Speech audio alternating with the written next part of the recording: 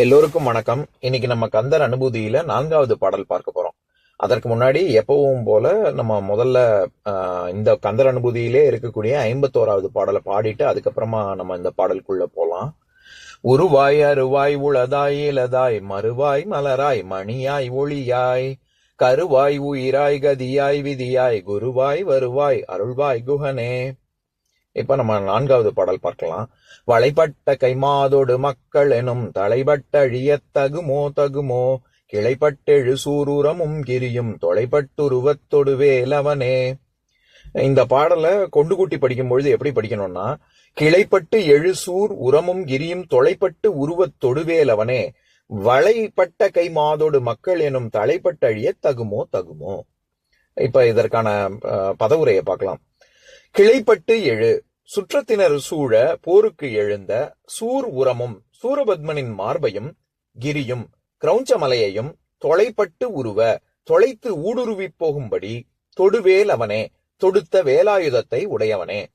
வளைப்பட்ட கை வளையலை அணிந்த கைகளை உடைய மாதோடு மனைவியுடன் மக்கள் எனும் மக்களும் பிற செல்வம் உறவினர்கள் போன்ற செல்வங்கள் என்று கூறப்படுகின்ற தலைப்பட்டு அழிய அடியேன் கட்டுண்டு அழிவது தகுமோ தகுமோ முறையோ முறையோ முறையாகாது அப்படிங்கிறது பெறப்படுகிறது.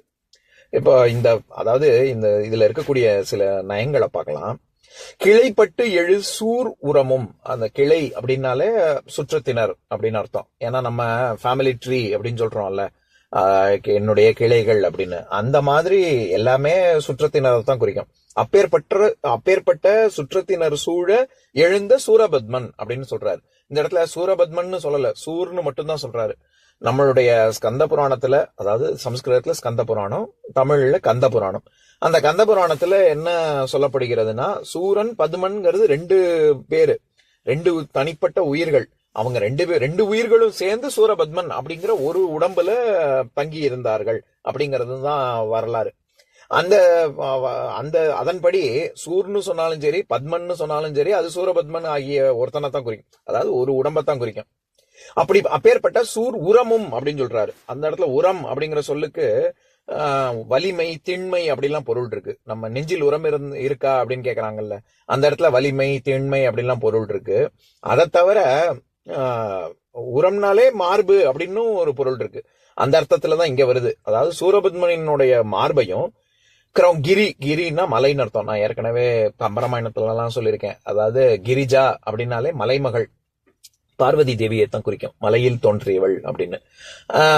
அதனால இங்க கிரௌஞ்ச மலை. ஏன்னா சூரபத்மன் அந்த செய்தி ஸ்கந்த புராணத்துல எப்படி வரும்னா, கிரௌஞ்ச மலையில அசுரர்கள் குலம் எல்லாம் அவங்க பதுங்கி இருந்தார்கள். அத முருகனின் வேல் தான் வேலாயுதத்தை கொண்டு அவர் அதை சுக்குநூறாக பிளந்தார் அப்படின்னு. அதைத்தான் இங்க அருணகிரிநாதர் சொல்றாரு. சூர் உரமும் கிரியும் தொலைப்பட்டு உருவ அப்படின்னு. உருவுதல், அதாவது வெறுமன தொலைப்பட்டு நொறுங்க அப்படின்னு சொல்லல, உருவ அப்படிங்கிற வார்த்தை பயன்படுத்துறாரு. உருவுதல் அப்படின்னாலே உள் சென்று அழித்தல், துளைத்து அதை அழித்தல் அப்படிங்கிற பொருள். அதனாலதான் நம்ம ஊடுருவிட்டாங்க, தீவிரவாதிகள் ஊடுருவிட்டாங்க அப்படின்னு சொல்றாங்கல்ல. ஊடு அப்படின்னா நமக்கு உள்ள அப்படின்னு அர்த்தம். உள்ள போய் உருவுதல் அப்படின்னா முழுவதுமாக அழித்து விட்டார்கள் அப்படிங்கிற பொருள். எதுக்கு சொல்ல வரேன், அப்ப இங்க என்ன சொல்றாருன்னா, கிளைப்பட்டு எழு சூர் உரமும் கிரியும் தொலைப்பட்டு உருவ தொடுவேல் அவனே. எப்பேற்பட்ட முருகனே அப்படின்னா, இந்த மாதிரியாக கிரௌஞ்சமலையையும் சூரபத்மனையும் தொலைத்து ஊடுருவை செல்லும்படி தொலை போட்டு கொண்டு தொடுத்த வேலாயுதத்தை கொண்டுள்ள முருகனே அப்படின்னு. கதிர் கூட்டல் அவன், கதிரை கொண்டுள்ளவன், அதனால நம்ம சூரியனை கதிரவன் சொல்றோம். அந்த மாதிரி இப்பேற்பட்ட ஊடுருவி செல்லக்கூடிய வேலாயுதத்தை தொடுத்தவன் அப்படிங்கறதுனால வேலை உடையவன் வேலவன் அப்படின்னு. வடிவேல், வேலவன் இதெல்லாம் முருகனுடைய பெயர். அதே மாதிரி வளைப்பட்ட கை மாதோடு, எப்பேற்பட்ட பந்தங்கள் அப்படின்னு சொல்ற இடத்துல மனைவி மக்கள் அப்படின்னு சொல்ற இடத்துல, இந்த இடத்துல மாது அப்படின்னா பொண்ணுன்னு தான் அர்த்தம். ஆனா குறிப்பாக இங்க மனைவிங்கிற பொருள்ல வருது. எப்பேற்பட்ட மனைவி அப்படின்னா வளைப்பட்ட கை அப்படின்னு சொல்றாரு.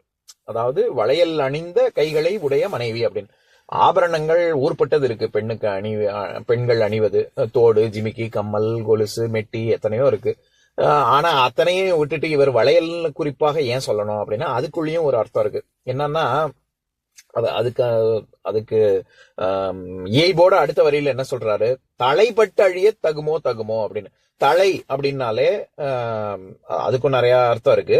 குறிப்பா விலங்கு, கை விலங்குன்னு சொல்றோம்ல, அந்த விலங்குக்கும் கட்டப்படுதல், தலை பாடல்கள்லாம் வந்து சந்த ஓசைக்கு சரியா வரலன்னா தலை தட்டுது அப்படின்னு சொல்லுவாங்கல்ல, அது ஒரு வரி இன்னொரு வரியோட சேர்த்து கட்ட முடியல, அது கட்டுதல்ங்கிற பொருள்ல தான் வருது.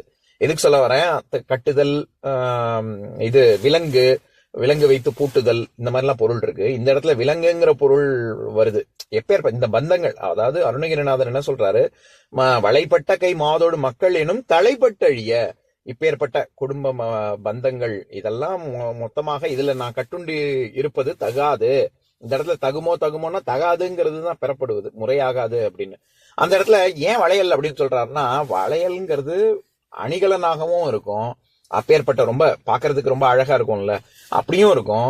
அதே சமயம் அது தலையாகவும் எனக்கு இருக்கு அப்படின்னு சொல்றாரு, அது விலங்காகவும் இருக்கு. இந்த பந்தத்தை, இந்த பற்றில இருந்து என்னால் நீங்க முடியல, அதனால அதுவே எனக்கு விலங்காகவும் இருக்குங்கிறது வரணுங்கிறதுக்காக வளைப்பட்ட கை அப்படின்னு சொல்றாரு. இது அப்பேற்பட்ட மனைவி மக்கள் எனும் தலைப்பட்டழிய தகுமோ தகுமோ. இந்த இடத்துல அடுக்கு தொடர் வருது. ஒரு தகுமோன்னு ஒரு தடவை சொன்னா பத்தாதா, ஆனா அருணகிரிநாதர் தகுமோ தகுமோன்னு 2 தடவை சொல்றாரு. அதுக்குள்ளேயும் ஒரு அர்த்தம் இருக்கு. என்னன்னா, இந்த மாதிரியாக இந்த என்னுடைய ஆன்மா இந்த மாதிரியான பாச பந்தங்களுக்கு கட்டுண்டு நான் இந்த சம்சார சாகரத்துல பரிதவிக்கிறேனே, நீ கருணை உள்ளம் கொண்ட வள்ளல், நீ வந்து இந்த மாதிரி நான் பரிதவிக்கிறத பார்த்து கொண்டு நீ சும்மா இருக்கலாமா? அது உன்னுடைய நிலைக்கு அது தகாது, அதனால அது தகுமோன்னு கேக்குறாரு. 2வது தகுமோங்கிறது, என்னுடைய ஆன்மாங்கிறது ஒரு சுத்த நிலையில இருக்கு, அது இந்த நிலையில இப்படி கட்டுண்டு கிடப்பது என்னுடைய ஆன்மாக்கே அது தகுதியற்றது, அது முறையாகாது. அப்படிங்கறதுனால உனக்கும் இது முறையாகாது, எனக்கும் இது முறையாகாது, அப்படிங்கறதுனால தகுமோ அப்படின்னு 2 முறை சொல்றாரு. வளையலை அணிந்த கைகளை உடைய மனைவி மக்கள் அப்படின்னு சொல்லக்கூடிய இந்த குடும்ப பந்தத்துல அடியன் அகப்பட்டு, இங்க வந்து அருணகிரிநாதரே இப்படி சொல்றாரு, அடியன் தான் அகப்பட்டு கொண்டதாக. அப்ப நம்ம நிலைமையெல்லாம் யோசிச்சு பாருங்க. அப்படி அடியன் இப்படியே அழிந்து போவது நியாயமாகுமா? ஆகாது. அசுரர்கள் எப்படி சுற்றத்தார் சூழ போரிடுவதற்கு சூரபத்மனின் தலைமையில வந்தாங்களோ, அப்ப நீ எப்படி அவனுடைய மார்பை வேலாயுதம் கொண்டு வீழ்த்தினாயோ, கிரௌஞ்சமலை, அவங்க எல்லாம் அசுரர்கள் குலம் எல்லாம் அந்த கிரௌஞ்சமலையில ஒளிந்து கொண்டிருந்த போது அந்த கிரௌஞ்சமலையே தொலைத்து கொண்டு ஊடுருவி செல்லும்படி செலுத்திய வேலாயுதத்தை உடைய முருகனே, இது இந்த மாதிரி நான் பரிதவிக்கிறேனே, நீ என்னை ஆட்கொள்ள வேண்டும் அப்படின்னு சொல்லி முருகன்ட்ட வேண்டுறாரு. இதுல இன்னொரு விஷயமும் இருக்கு. அதாவது கிளைப்பட்டு எழு சூர் உரமும் கிரியும் தொலைபட்டுருவ தொடுவேல் வேலவனே அப்படின்னு சொல்றாருல. இதுல அதாவது 3 விஷயங்கள் சொல்லுவாங்க. 3 அசுரர்கள் பிரதானமாக சொல்லக்கூடியது, சூரபத்மன், சிங்கமுகன், தாரகன். இந்த 3 அசுரர்களையுமே முருகன் வீழ்த்தினாரு அப்படின்னு. இது முறையே சூரபத்மன் ஆணவ மலத்தையும், சிங்கமுகன்கிறது கண்ம மலத்தையும், தாரகாசுரன் மாயா மலத்தையும் குறிக்கக்கூடியது. அப்படிதான் கந்த புராணத்துல வரும்.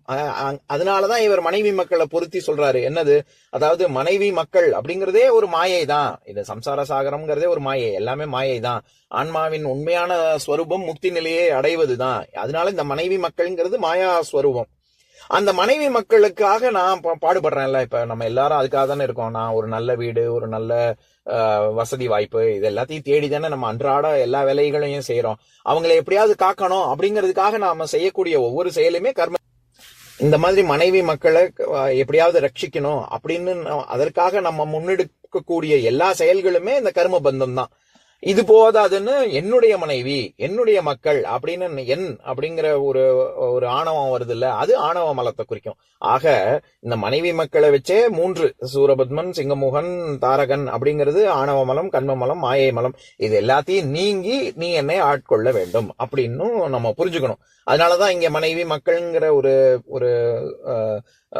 ஒரு சொல்லையே பிரயோகம் பண்ணிருக்காரு அருணகிரிநாதர். இப்ப நான் பாட்டை இன்னொரு தடவை படிக்கிறேன், கேளுங்க. வளைப்பட்ட கைமாதோடு மக்கள் எனும் தலைபட்டழிய தகுமோ கிளைப்பட்டெழு சூர் உரமும் கிரியும் தொலைபட்டுருவத்தொடு வேலவனே. இன்னொரு நாள் இன்னொரு பாட்டு பார்க்கலாம்.